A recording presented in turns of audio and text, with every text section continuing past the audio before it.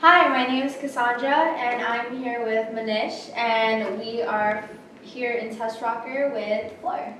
Hi. And we're going to be asking her a few questions that me as a student would really be interested in.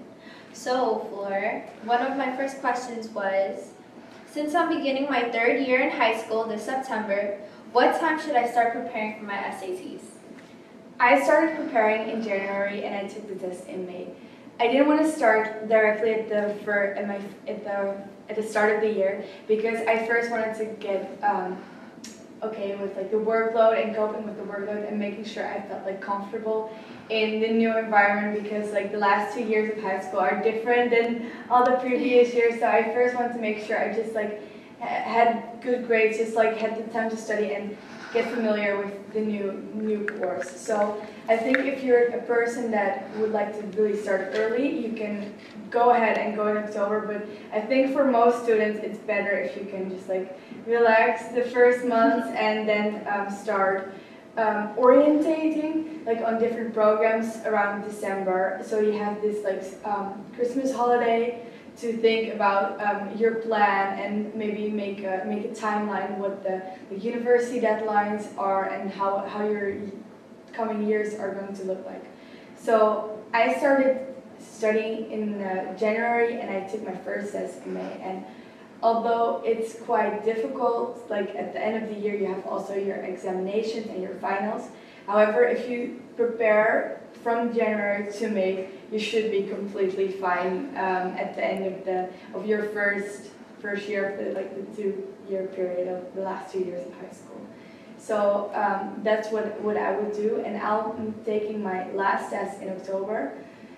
So you also have that summer break to revise and reflect on what you have to improve on. So that worked out for me, and I would definitely recommend that timeline to others.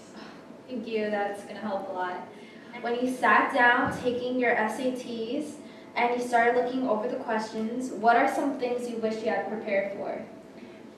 When I took the SAT the first time, I was quite familiar with all the concept, the general concept. I studied everything basically. However, I didn't spend as much time as I should have had after taking the test on the vocabulary. I can't emphasize this enough to other students taking the SAT. I think the vocabulary is really important.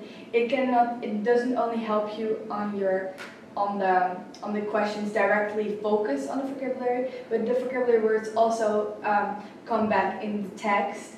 And later on, if you're really familiar with all the words, you can always use them for the SATs, because I think personally the SAT would really like that if they see a word that you've learned back in the essay. So for all other students, make sure you focus on vocabulary. It's one of the more important things that you would more quickly forget about. Thank you. How much time do you spend on TestRocker altogether? Altogether, I'm not completely sure, because next to the online program, I've also spent time on doing the vocabulary outside of TestRocker. I printed the word list and sometimes bring them along with me on the subway. However, I think on an average school week, which has structure and rhythm, and I really know where I spend my time on, I think I try to at least hit 3 hours a week. Sometimes more, sometimes I spend 4 hours in a row on a Saturday night. However, I try to spend at least 3 hours a week. In the holiday it was less, because of course it's holiday, so you also have other things to do, but the week had less structure and rhythm, so I'm not sure how much time I exactly spent, but as I said, I tried to spend at least 3 hours a week. Okay. What colleges are you applying to? The complete list I'm not sure yet. However, up to now I've seen Barnard College, Columbia University, and Yale. And all the 3 universities and colleges are definitely on my list on what schools I would want to apply for. So I'm also going to visit UPenn. I'm not sure with their program yet, but I think it seems as a very good school as well. So I think I'll add that to the list of schools I want to apply for as well. Are you able to use TestRocker on your free time, and when?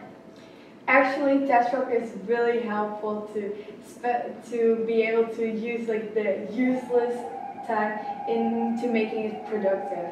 Like sometimes you have the choice between like, watching a movie or doing TestRocker, and it takes some discipline to go for TestRocker, but it's definitely worth it afterwards. You feel that you actually have done something good with your time. And also sometimes I brought like vocabulary words that I printed from TestRocker along to boring dinners when I was just like I had nothing to do, so I was actually able to just like spend that time on doing something for the SAT, or when I had to wait for the dentist, like the waiting times are just always like basically at least an hour, so I knew that in advance, so I just like brought some vocabulary words along with them to make sure I was doing something productive.